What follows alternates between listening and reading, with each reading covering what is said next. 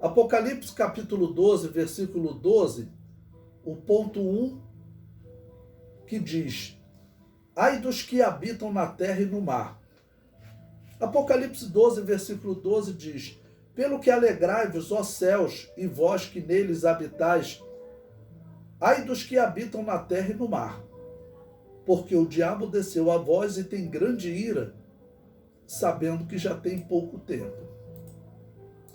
Bom, João estava vendo então pessoas no céu como vitoriosas, os vencedores, os salvos, né?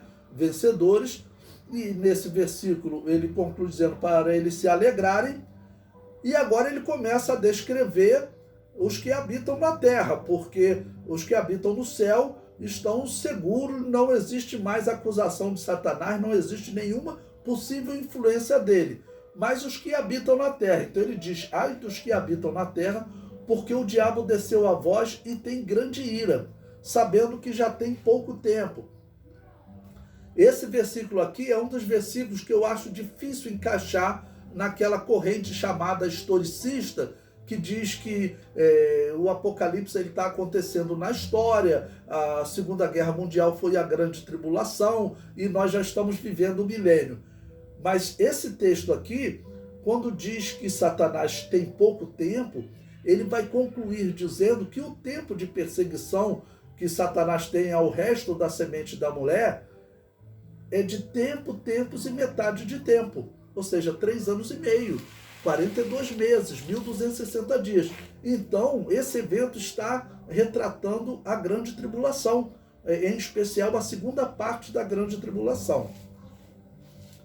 O comentário diz: a grande voz anuncia algo que requer muita atenção dos ouvintes, algo muito importante para toda a humanidade. Porque a humanidade ela sempre escolheu o caminho do erro, desde o primeiro casal, quando eles aceitaram, se alimentar da árvore do conhecimento do bem e do mal, eles escolheram o caminho do erro. E agora, nesse momento, Deus expulsa Satanás das regiões celestiais, significa o erro que eles sempre escolheram foi sempre proposto pela serpente. Por isso que Deus vai usar a figura da serpente agora e não do dragão. E alguns versículos mais à frente, Deus vai usar exatamente a figura da serpente. Por quê? Porque a serpente é que desde o princípio está contradizendo Deus. Deus diz: morrerás. A serpente: certamente não morrerás. E argumenta, dizendo que no momento que ele comer, no momento que ele desobedecer a Deus, ele vai ganhar algo. A mulher, ele disse que seria como Deus, conhecendo o bem e o mal. O comentário prossegue. O capítulo 11 havia encerrado retratando o reino de Deus sendo implantado na terra após as nações se rebelarem. Foi isso que nós estudamos lá no capítulo 11 de Apocalipse. Porque diz, olha, versículo 18 do capítulo 11, iraram-se as nações, e vieram fazer guerra, está retratando a batalha do Armagedon, e ele vê no céu o templo de Deus e a arca do seu concerto. Ali já está falando de vitória e está falando da implantação do reino de Deus. O capítulo 2 retornou na história até o momento que a mulher estava com ânsia de dar à luz. Bom, então o capítulo 11, como nós vimos, estava retratando já a grande tribulação, as duas testemunhas pregando na grande tribulação. O capítulo 2, ele retornou para contar a história dessa mulher, que é a história da necessidade de salvação, que vem desde que Adão e Eva pecaram, e Deus prometeu que enviaria a semente da mulher que pisaria a cabeça da serpente.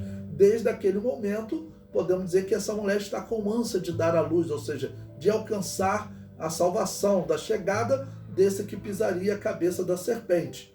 Ok? Pois bem, então o capítulo 12 voltou na história e agora está retratando essa mulher sendo perseguida durante a grande tribulação. O comentário prossegue. A ânsia começou quando o primeiro casal pecou e Deus prometeu enviar aquele que pisaria a cabeça da serpente. Ou seja, Deus prometeu enviar o menino que nasce nessa revelação, compatibilizando o Apocalipse com o livro de Gênesis. Neste versículo 12 de Apocalipse 12, a mulher representa Israel durante a grande tribulação. E está chegando a pior hora. Por quê? Porque Satanás foi expulso e, como o texto diz, ele desce sabendo que tem pouco tempo. Apesar de alguns argumentarem que essa expulsão do diabo já ocorreu, percebemos que essa expulsão só ocorre durante a grande tribulação. Do contrário, não haveria mais acusador para os nossos irmãos nos dias de hoje. Se o historicismo a opção correta, eles teriam que buscar uma explicação para o fato de nós estarmos no milênio e Satanás ainda estar solto, a não ser que eles acreditem que o diabo esteja preso. O que não dá para acreditar no mundo atual que Satanás e seus demônios já sofreram uma prisão. O que está acontecendo no mundo, enquanto o comunismo estiver aí pregando e trabalhando contra o ateísmo, enquanto o islamismo estiver aí trabalhando contra o cristianismo, enquanto existirem essas operações, sem contar as outras coisas que acontecem no mundo, de guerras, rumores de guerras, de enfermidades, essas coisas acontecendo, elas são uma evidência de que nós não estamos no milênio. O comentário prossegue: seria bom, mas infelizmente ele ainda não foi expulso. Então veja que são detalhes que inviabilizam a possibilidade de nós interpretarmos com uma visão historicista, com um evento que ocorreu no passado.